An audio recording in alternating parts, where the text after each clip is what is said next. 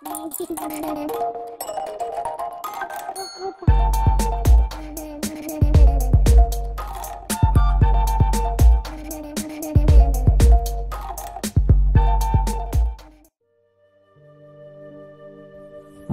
শ্রেষ্ঠ গল্প, অক্ষমের আত্মকথা।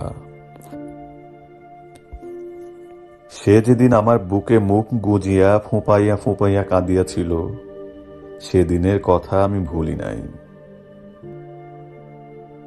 অনিন্দ সুন্দর তাহার মুখখানি আমার বুকে নিস্পৃষ্ট করিয়া দিয়া তাহার সে কি কান্না! কোনো কথা নয়, খালি কান্না। অন্ধকার ঘর, সূচিভেদ্য অন্ধকার, সেই অন্ধকার গভীর রাত্রে সে আর আমি একা, আর কেহ নাই। তাহার অশ্রু জলে আমার বুক ভাসিয়া যাইতেছে, তাহার অব্যক্ত বেদনায় সমস্ত অন্ধকার থমথম করিতেছে। আমি নির্বাক।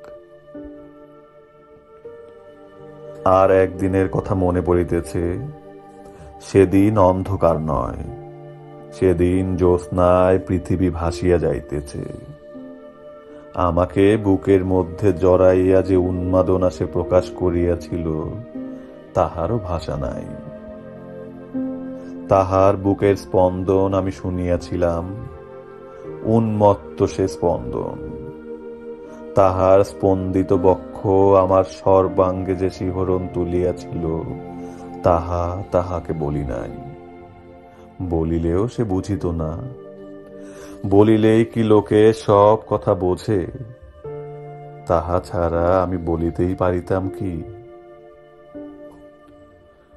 আর একদিনের কথা। সে উপুর হইয়া শুইয়াছিল, আমি পাশেই ছিলাম। নির্জন দ্বীপ্রহর, সে একখানা বই পড়িতেছিল। আমি মুগ্ধ হইয়া দেখিতেছিলাম তাহাকে।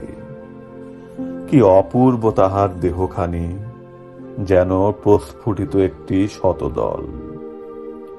পরিপূর্ণ যৌবন নদী দেহের কুলে কুলে উদ্দাম হইয়াছে। বেশবাসের আবরণ তাহাকে যেন আর ঢাকিয়া রাখিতে পারিতেছে না। ওই তুচ্ছ শাড়িটা তাহার যৌবন স্পর্শ পাইয়া নতুন মহিমা লাভ করিয়াছে। টকটকে চওড়া লাল পাড়টা মর্মান্তিক রকমের লাল। অন্যমনস্ক হইয়া সে হাতটা একবার আমার উপর রাখিল। আমার সমস্ত শরীরে যে বিদ্যুৎ প্রবাহ বহিয়া গেল, তাহা সে বুঝিল কি? বুঝিল না। আমারও বলিবার ভাষা ছিল না।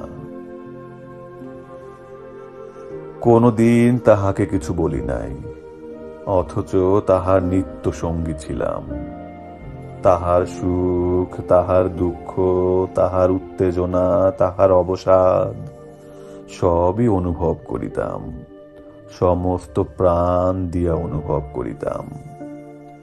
সে কিন্তু একদিনও এক নিমিষের জন্য আমার কথা ভাবিত না। ভাবিত না, ইহা আমি শপথ করিয়া বলিতে পারি। ভাবিবে কেন? মানবী ছলনাময়ী।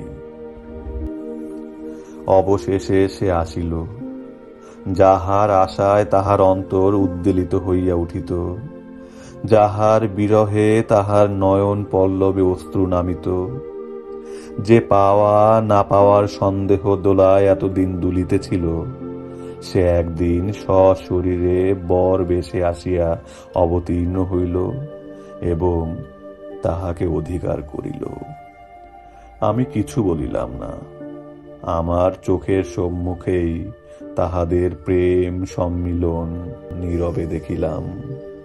পৃথিবীতে এইরূপ হইয়া থাকে। আমি দেখিতে কেমন জানি না, হয়তো খারাপ, কিন্তু বিশ্বাস করুন, আমার প্রাণ আছে, আমিও অনুভব করি। আমি দেখিতে খারাপই তো, আমার সারা গায়ে ময়লা। যদিও সপ্তাহ অন্তর আমার বহিরাবরণ একবার করিয়া বদলানো হয়, তবু এ কথা লজ্জার সহিত স্বীকার করিতেছি, আমার অঙ্গ মলিন, তেল চিটচিটে ময়লা। কেন? তাহার উত্তরে আমি শুধু এটুকুই বলিতে পারি যে আমি অক্ষম।